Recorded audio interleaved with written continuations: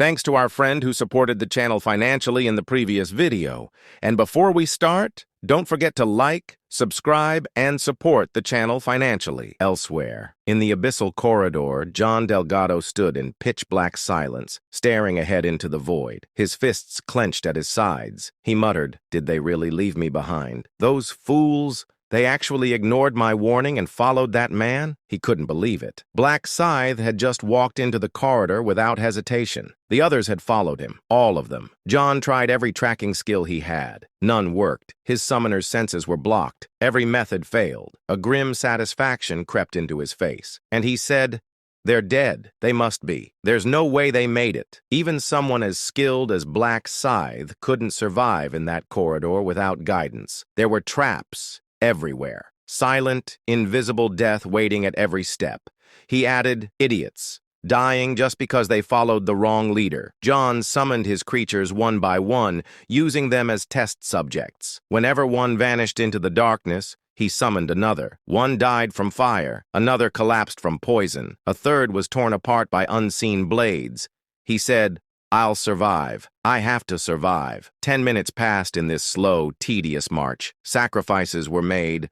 Blood was spilled. Finally, he saw it, a flicker of light. He whispered, a grin creeping onto his face, and said, "The exit, I made it." He stepped forward triumphantly until a cold voice echoed from ahead. It was Ryu who said, "You finally arrived. Took you long enough." John froze. His smile shattered. There, standing in the light, arms crossed and expression unreadable, was Black Scythe. John stammered, How are you alive?" Ryu didn't even blink and said, "How?" I walked, avoided the traps, crossed over. John's mouth went dry, and it wasn't just Black Scythe. The entire party stood there, alive, unscathed, and looking directly at him. Their expressions had changed. Gone was the respect or neutrality from before. Now, they looked at him like someone they could no longer trust. John's heart sounded, and he said to himself, "Damn it, my image. It's ruined." He had gambled and lost. Black Scythe hadn't just survived. He had led them and earned their loyalty. Although John Delgado told himself their opinions meant nothing, the sting of their scornful looks burned through his pride like acid. He kept his head high, barely, but his clenched jaw betrayed the frustration boiling beneath the surface. He said to himself, "How dare they? They're not better than me." But deep down, John knew the truth. That wasn't the issue at all.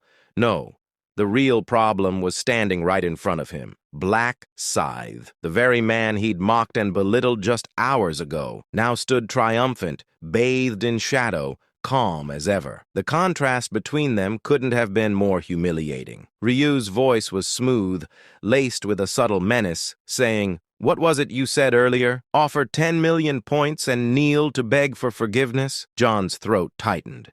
He forced out a shaky laugh and said, "Well, that," Ryu cut in and said, "We'll discuss it further once we get out of here. We'll need to have a physical conversation." John's face twisted into a grimace. That tone, that phrasing, it wasn't a conversation. It was a beating with words wrapped around it. John thought, his confidence crumbling. Damn it, I'm screwed. The weight of his own arrogance crashed down on him like a stone wall.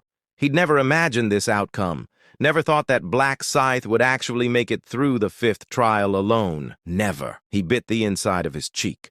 Damn it, lucky bastard. Still trying to rationalize it, still clinging to excuses, even as the true punishment descended upon him. As a message appeared, "You were the last to arrive at the 5th trial as a summoner. For lacking consideration for your party members, you are penalized. All stats will permanently decrease by 50%. All summoned creatures' stats will permanently decrease by 50%. John froze. His lips moved soundlessly, inquiring, "What the hell is this?" The message hovered in front of him like a divine curse. His pupils shrank. He croaked, saying, "Permanently, 50%, even my summons." He staggered backward a step, swaying like a man hit by an invisible blow.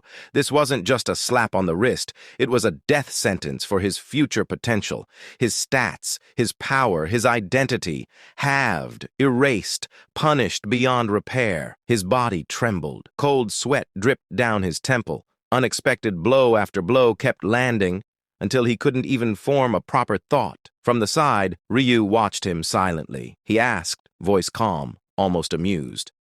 "What's wrong? Is something the matter?" John didn't respond. He couldn't. He was trapped in the storm of his own despair, drowning in it. Ryu smirked and said to himself, "He's broken." The once cocky summoner now looked like a hollow shell. According to the stat analysis, John's power had dropped to below level 30 standards. Ryu said to himself, "I could kill him here and now, end the problem before it begins." Then Ryu mused. His eyes narrowed and said, "But no need to rush. I'll check the situation with the Messiah first." For now, John Delgado would be spared. A defeated enemy was sometimes more useful than a corpse. Then a message appeared. "You have succeeded in the 5th trial. Team completion time 00:15:49. Congratulations! You have completed all the trials. You will soon receive experience points based on your performance. Calculating experience points. Please wait." A warm glow enveloped the remaining party members. Gasps followed almost immediately. Minjuri shouted, eyes wide with delight. "Whoa, Black Scythe! I just jumped 12 levels, Jeffy added, his grin stretching ear to ear. "I'm level 60 now," Ju Seong-tak practically shouted. "I made it to Master Grade," Juri announced excitedly, her fingers already flying across her skill window. "I even got a new skill." The buzz of excitement spread like wildfire through the group. For a brief moment, the grim aftermath of the trial faded beneath the glow of growth and progress. Even John, slumped and pale, received something. Ryu Min glanced his way, scanning his expression. "Only one level up, huh?" Ryu chuckled to himself. He said, turning back to Juri. "Minjuri, what's your new skill?" She replied, "It's called Buff Zone. Want me to show you?" Ryu said, "Go ahead." Juri nodded enthusiastically and began with the standard trio of buffs. Then a message appeared. "Bless. All stats increased by 80%. Swift. Attack and movement speed increased by 80%. Safety barrier. Protected from 2 physical attacks." Then she activated Buff Zone. A radiant yellow circle flared to life beneath their feet, expanding in a dazzling 30-meter radius. The air around them shimmered like sunlit glass. Jeffy asked, eyes wide. "What does it do?" She explained. "While we're inside, the buffs I cast are stronger, and their duration resets." Ryu felt the changes immediately, and a message appeared. "Bless, now plus 100%. Swift, plus 100%. Safety barrier, now blocked 3 attacks." He raised an eyebrow and he said to himself, "It's like she's casting at max level." His thoughts drifted for a moment, and he asked himself, what would happen if she reached the max level herself? Would the buffs go beyond 100%? Could they hit 120%? It was exciting. He looked at her with new appreciation, and he added, "I've never kept her alive long enough to see this in previous cycles. I'll keep her alive until the end this time." Just as the thought crossed his mind, his smile vanished. His expression hardened. He sensed something. Someone was approaching, very close. A presence within 60 meters? That wasn't supposed to happen. Not at this point in the trial. Not unless it was... Minjuri's voice was tinged with concern. "Black Scythe? What's wrong?" he said, nodding toward the darkness. "Look." All heads turned, and from the shadows a figure emerged. Radiant, imposing, otherworldly, an angel, but not just any angel. This one was different, taller, brighter, more terrifying. Over 10 massive wings stretched behind it like a golden sunburst. The party fell silent. Even John, still trembling from his punishment, looked up in awe.